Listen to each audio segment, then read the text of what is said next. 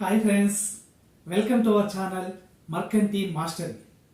Friends, ఈ రోజుల్లో మనం చాలా మంది దగ్గర తరచుగా వింటున్నటువంటి మాటలు ఏంటంటే, అయ్యో నేను దీన్ని చాలా ప్రాక్టీస్ చేశానండి, నేను దీన్ని గంటల గంటల నుండి నేర్చుకుంటున్నానండి, కానీ ఇది నాకు రావడం లేదు అని.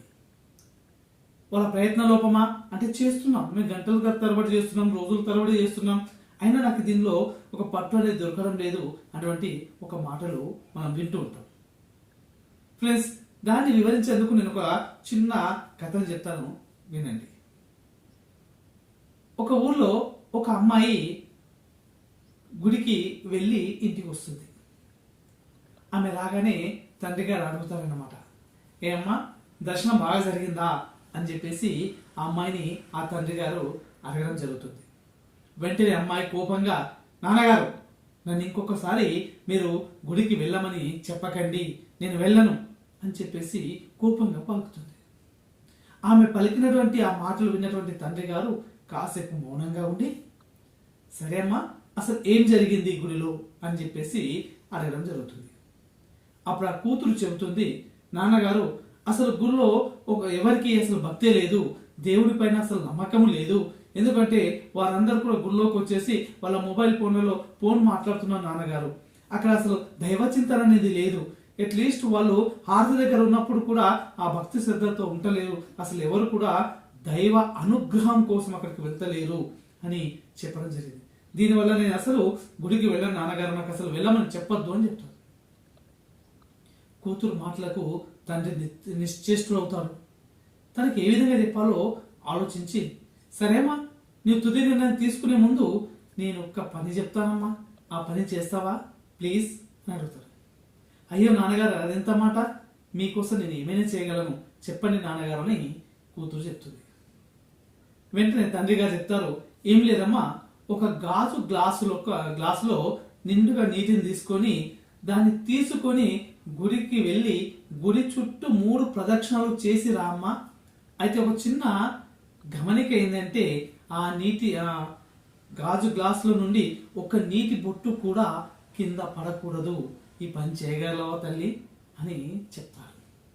అయ్యో నాన్నగారు మీకోసము ఈ ఒక్క పని ఏదైనా చేయగలను, ఇప్పుడే వెళ్తాను చూడండి అని చెప్పేసి ఒక గాజు గ్లాసు తీసుకొని గాజు గ్లాసు నిండా నీటిని పట్టుకొని గుడికి బయలుదేరుతుంది.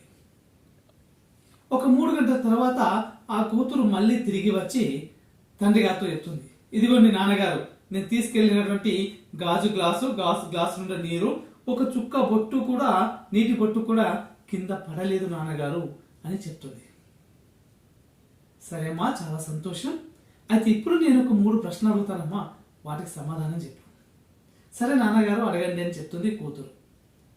అమ్మా ఇప్పుడు నువ్వు 2వసారి గుడికి వెళ్ళావు కదా, ఎంతమంది తమ మొబైల్లో అంటే గుడిలో ఉన్నప్పుడు తమ మొబైల్లో ఫోన్ మాట్లాడుతున్నారు, ఎంతమంది దైవ చింతన లేకుండా వేరే వేరే విషయాలు మాట్లాడుతున్నారు, ఎంతమంది ఆరతి దగ్గర కూడా ఫోన్లను మాట్లాడుతున్నారు చెప్పమ్మా అని 3 ప్రశ్నలు అడుగుతారు.